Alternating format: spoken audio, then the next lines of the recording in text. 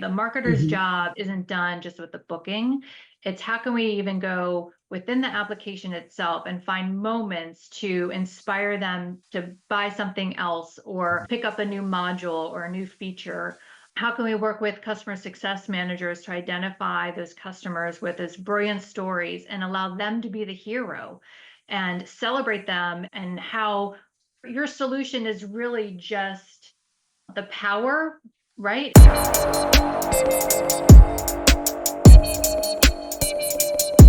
Welcome everyone to a new episode of Revenue Architects. This podcast is tailored for revenue leaders navigating the evolving landscape of sales, RevOps, and revenue management.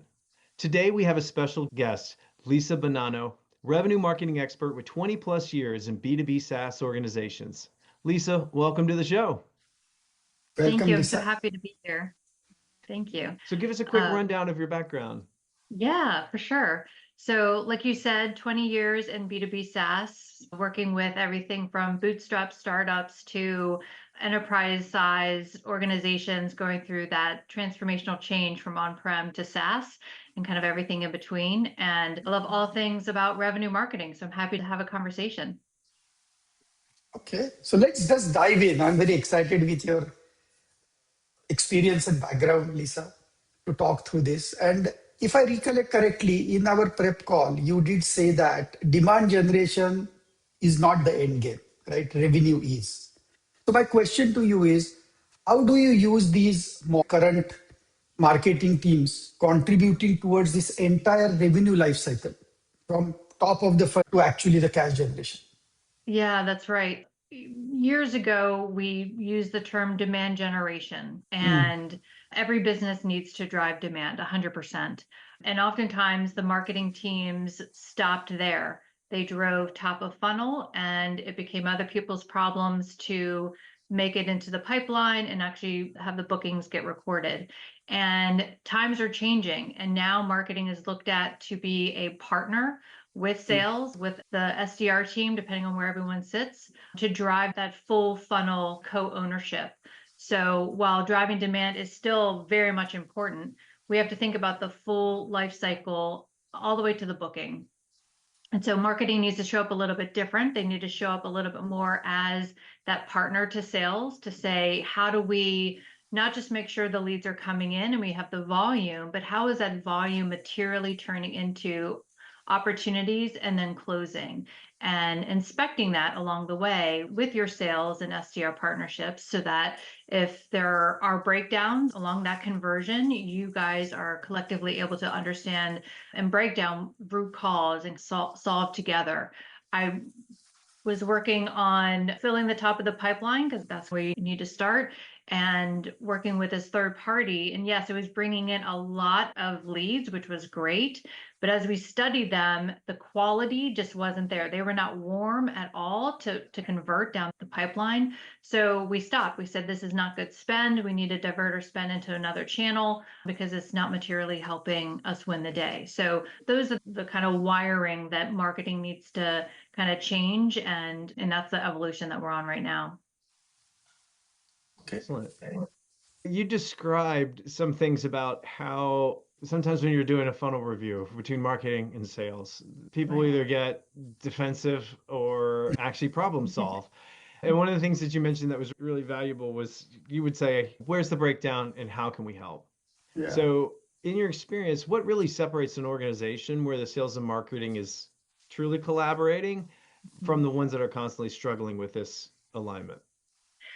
I love this question because I think every salesperson, every marketer has been in a scenario where there was finger pointing. It was, you're the problem, you're the breakdown, right? And never was it an hour conversation where we're collectively working on this together. I think part of that is culture. I think sometimes there is a culture that drives the finger pointing. You need to find the weak link and remove it and then replace it. And they think that's going to change the day, when inherently it's a culture that's driving that.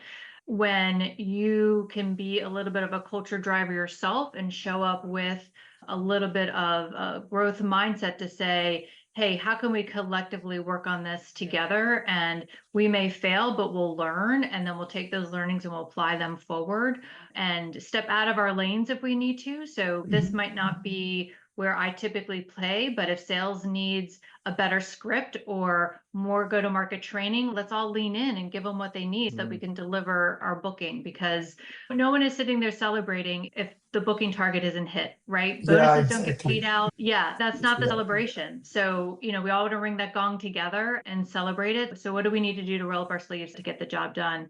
And I think part of what allows you to do that is building that trust. And some people are inherently trustworthy. Some people you need to earn their trust. And Mm-hmm. what I've done in the past is when you first meet a salesperson, they don't know what you're capable of. They don't know what is driving your decisions, but they want to. And so bringing them into your thought process, your strategy, why you're deciding to put your spend where you're putting it, how you're using the data to scope out that strategy. I'll give you an example.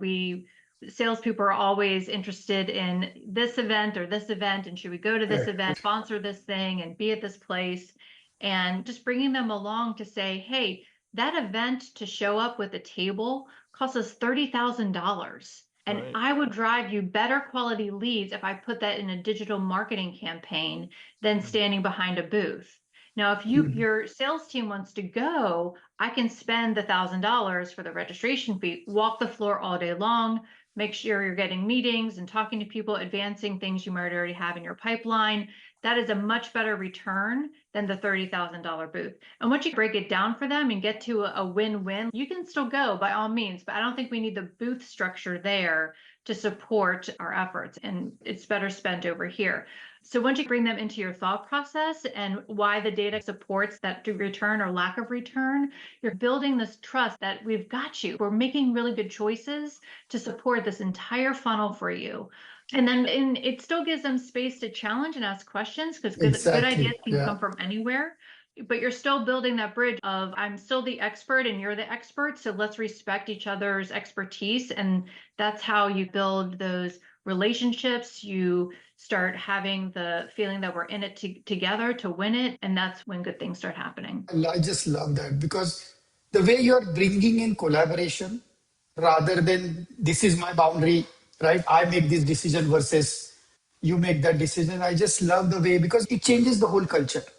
They feel now very comfortable picking up a phone and having a conversation with you, right? That's exactly Rather right. And than, that's exactly what would happen. It would be like, we're not bringing these over. What can we do? And I'm like, where do you think the breakdown is? And it's a little bit of a decision tree too. We think the breakdown is here, and you move your way down a decision tree to try to get to root cause and really nail where, and sometimes it's giving everyone the space to own it a little bit without making them feel bad, right? It's, yeah, I tried this channel and it didn't return, or we did this webinar and it flopped. It did not pull in what I thought it was going to be. I think these were the competing factors. So we're going to stand up another webinar and see if we can get so you just have to own it a little bit too, and know that, and give people space to own it and correct as well.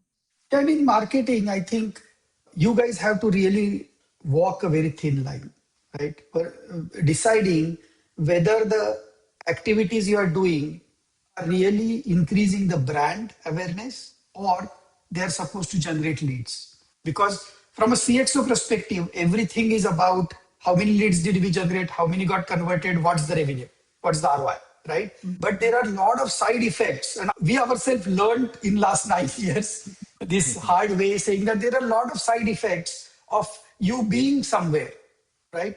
Because, for example, I'll tell you, being in Salesforce events is extremely expensive, right? Because all Right. of that is there. And in my last company, we spent almost $80,000 just having the smallest possible booth in Dreamforce.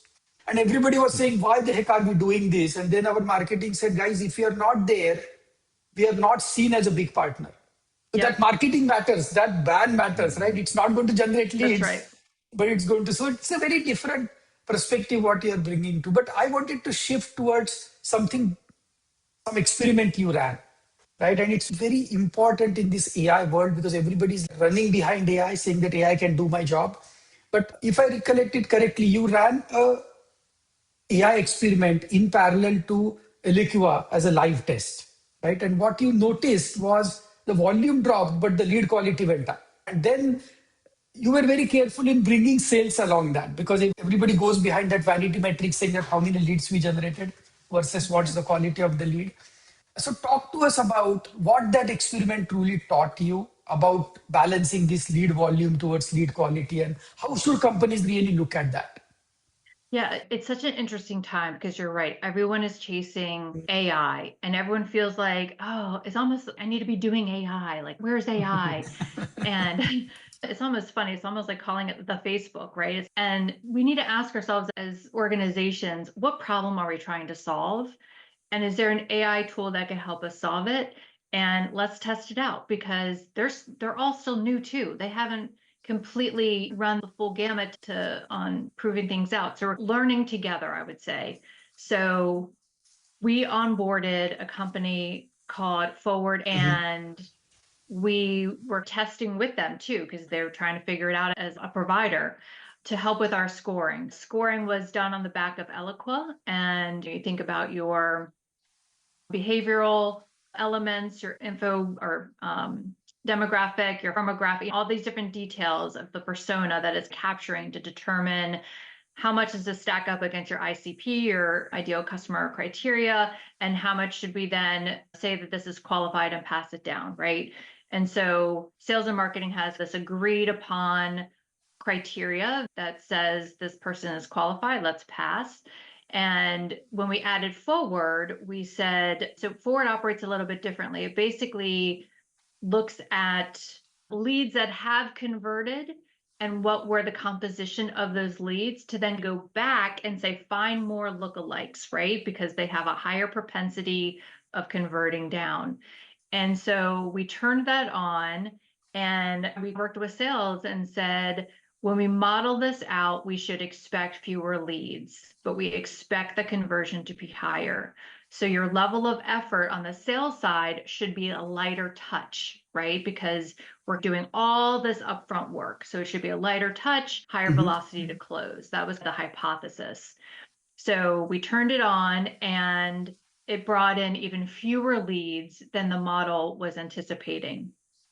So I said, guys, let's do a bi-weekly stand-up, 15 minutes, me, sales, SDRs. Let's stare at this and look at the volume and the conversion along with our marketing and revenue ops teams to really understand what's happening here and what are our levers, right? Because even though they might be converting at a high clip, you still need volume. You still need the booking volume, the units. And if the units aren't there, it's still not winning the day. It's still not the right recipe. So we stared at this together and then determined, hey, you know what? Let's turn back on Eloqua as a support and think of it as top tier. You always work the forward leads first. Second tier, while not bad leads, they just might take more work to convert. So if Forward was converting at 23% to opportunity, the MQLs were still converting at 12%, right? So you just we have to know that.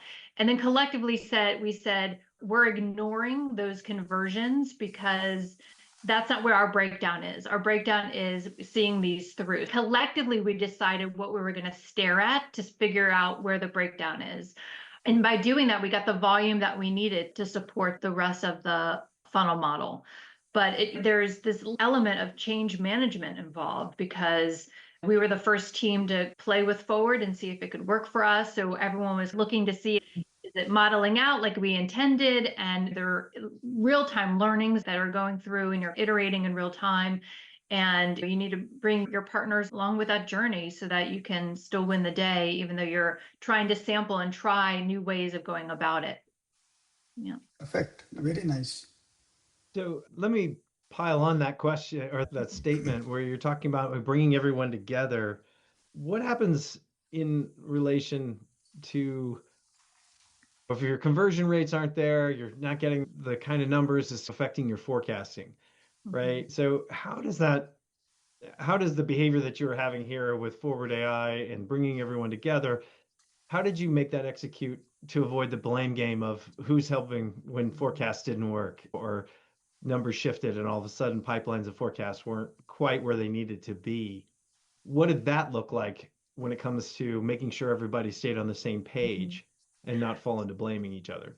Yeah, I think when everyone is participating and putting together the forecast, everyone feels like they have co-ownership of it. You have to make sure that your sales, your marketing, your operation teams, they're all working together to create the model and the funnel. So as an example, you need to run your budget and see how much of this budget, let me take a step back.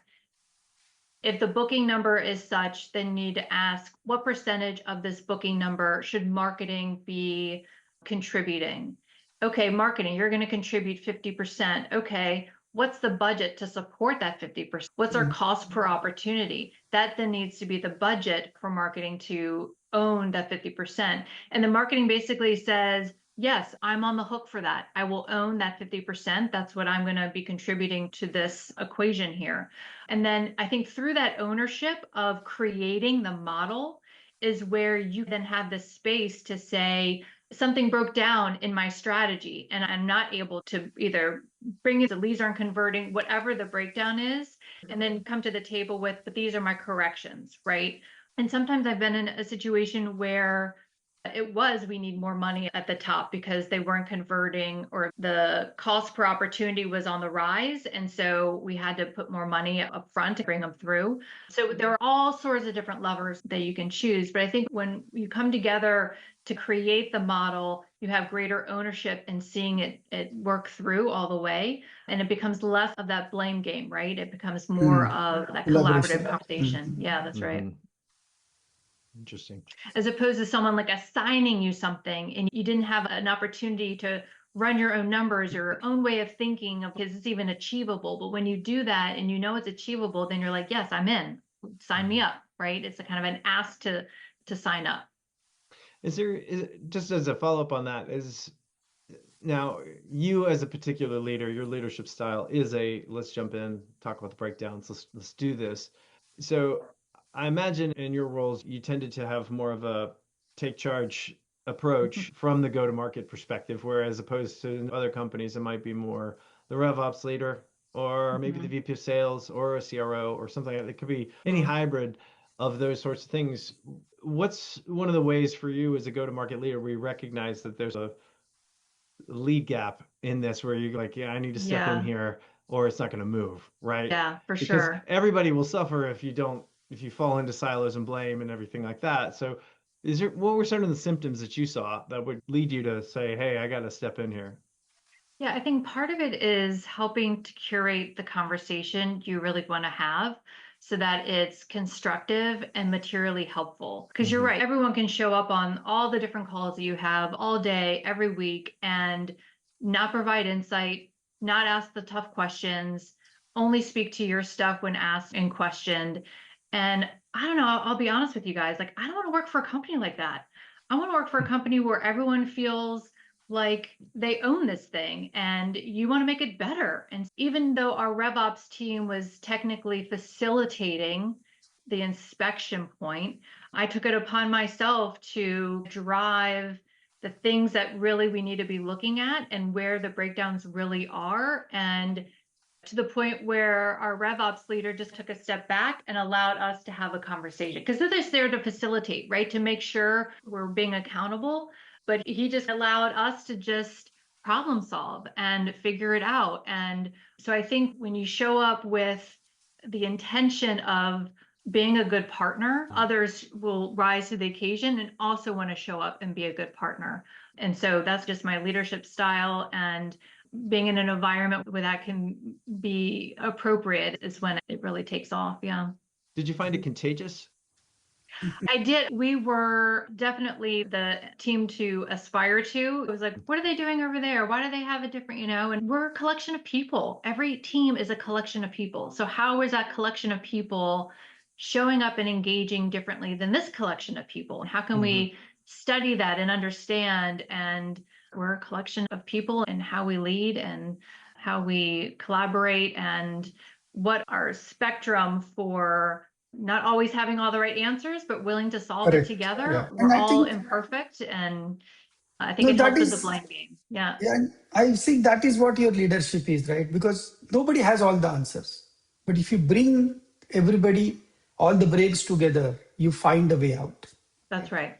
Even you find experiments to be done because they are collaboratively agreed experiments that let's try this out, guys. Let's try that out, right? We are all, because market is changing. Like with AI, everybody is stuck. Whenever I talk Exactly, to Jay. people, yeah, so It's changing so quickly, and yeah, I'm Italian, so I like talking about the recipe. And the recipe for the sauce is going to look different today than it's going to look in a month. And yeah. that's the beauty of marketing. You have to be nimble and agile. And I know that wreaks havoc for sales who wants it to be a little more formulaic and a sure thing, but you can still create predictability even if things are changing, and what creates that predictability. And that's the And I'll marketing tell you, side. it is so funny that we had this long weekend, and yesterday night I was sitting and was thinking, oh, what had changed in last 3 days? Because I've not kept up, and AI might have definitely changed. And I was literally searching for news of what new announcements have happened by Anthropic and OpenAI Right. and what's happening right in this world, because it's that dynamic. That See, dynamic. but Yeah. one very important thing you spoke about in our last call was about these buying committees. And a lot of Mhm. people struggle with that. Right? And you said you have to draw a clear line between SMB motions versus where math works typically, but versus account-based ABM marketing. As the company moves forward, especially into the ABM and enterprise selling, a lot of companies graduate into that space. How should teams rethink traditional MQL to SQL and adopt to a buying committee behavior? Talk to us about that. Yeah, it's interesting because I think we've seen even down market, SMB mid market, there are more buyers at the table than ever before. And I think it's just the state of the market conditions. Everyone has a considered purchase. It's not just one person pulling the trigger and signing things, right? So even down market, you're going to have a committee of people that you need to influence. And certainly up market, you have a full committee.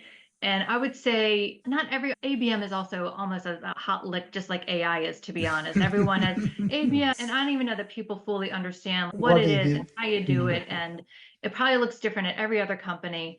But I think there are some interesting tools out there that are trying to show up and say, hey, we know there are a lot of people that have to make this decision together. So let's help you identify who your front runners are within that group by understanding what content they might be ingesting or websites they're going to, things they're downloading and reading.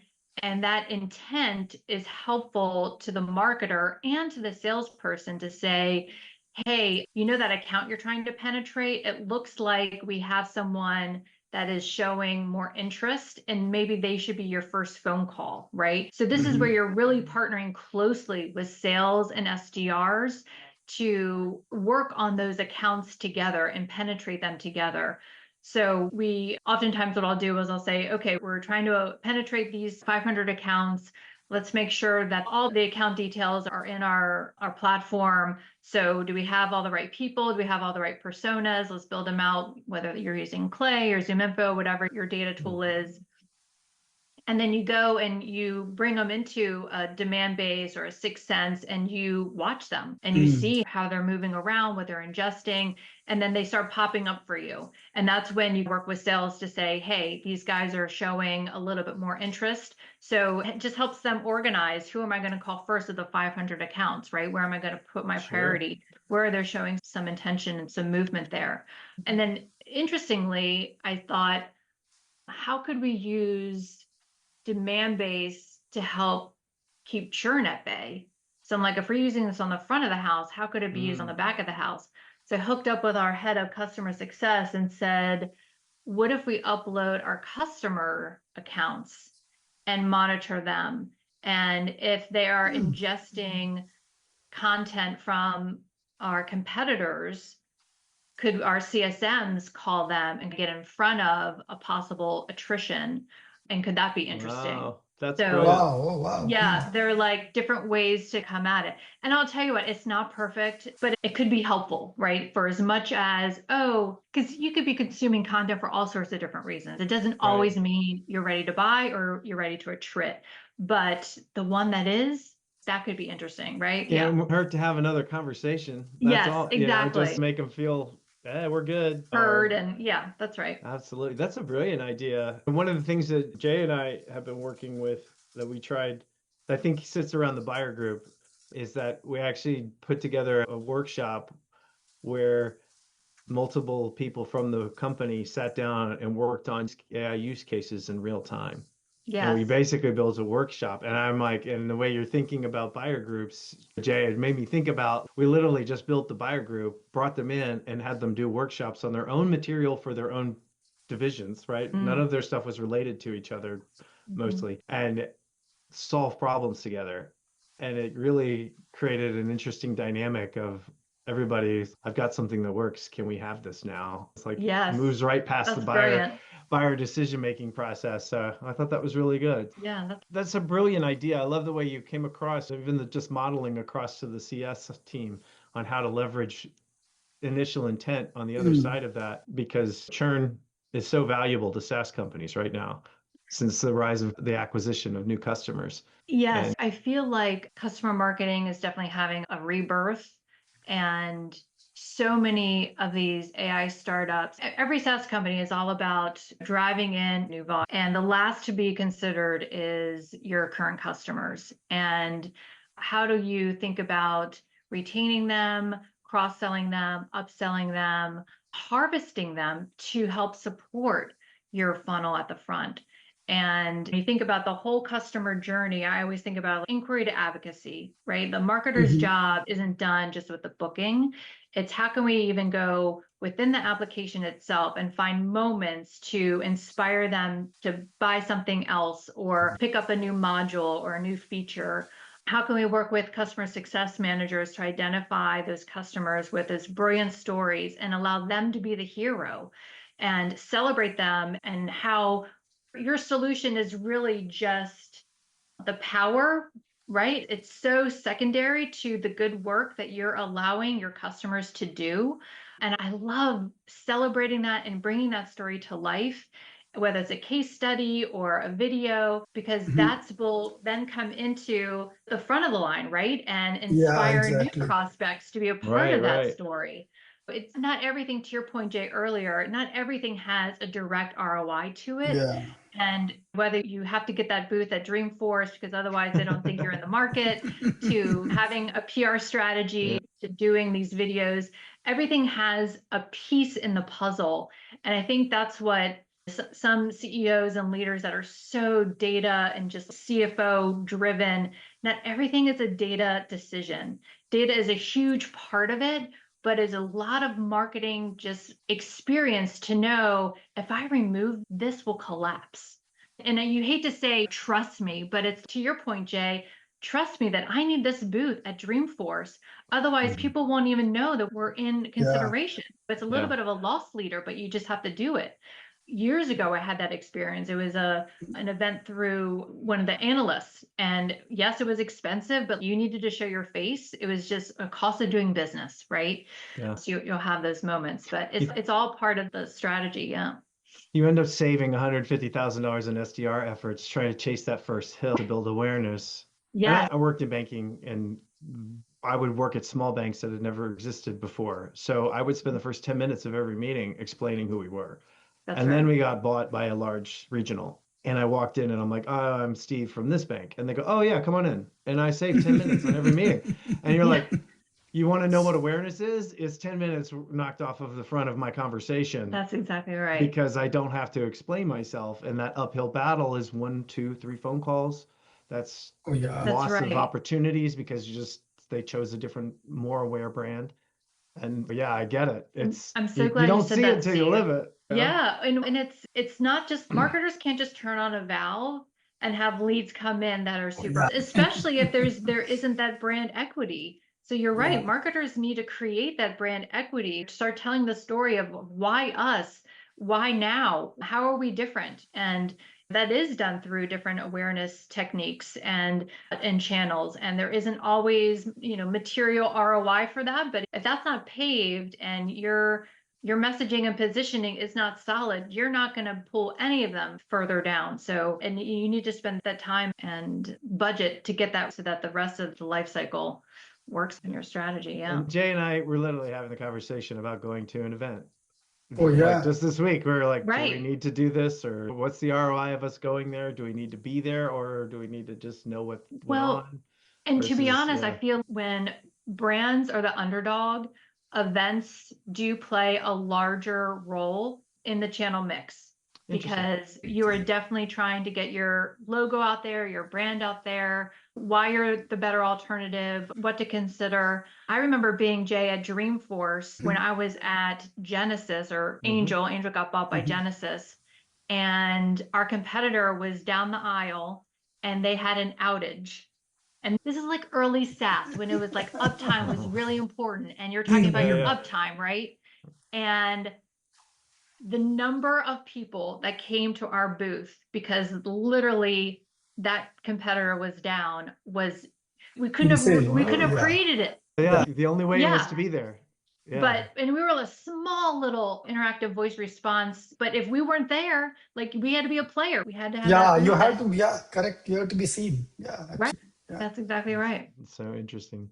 Lisa, thank you so much for this wonderful conversation and Yeah, all fun. the great insights. I see go to market in new and better ways. And is there anything else you'd like to share about insights and how go to market can really move the revenue engine in this new age? Yeah, I would just tell marketers on the rise and leaders that things are changing so quickly and to really approach revenue marketing from that growth mindset of testing and trying and learning and testing. And it has to be iterative because what worked today may not work tomorrow, and what worked tomorrow may not work today, right? It's just constantly changing. And that fluidity and agility is really important. And so finding partners that can be in your boat together that bring that to bear is what's going to make the work fun and predictable and sustainable into winning the day. So those would just be some parting tips. Excellent. Lisa, thank Thank you you. so much for your time. And for everyone else, thank you for checking in on the Revenue Architect podcast. We ask that you just like and subscribe and continue finding out what's changing and how revenue operations and revenue management are evolving in this day and age. So we'll keep you up to date. Look out for our next episodes, and we're so appreciate that you're here. Thank you. Thanks, guys. Cheers.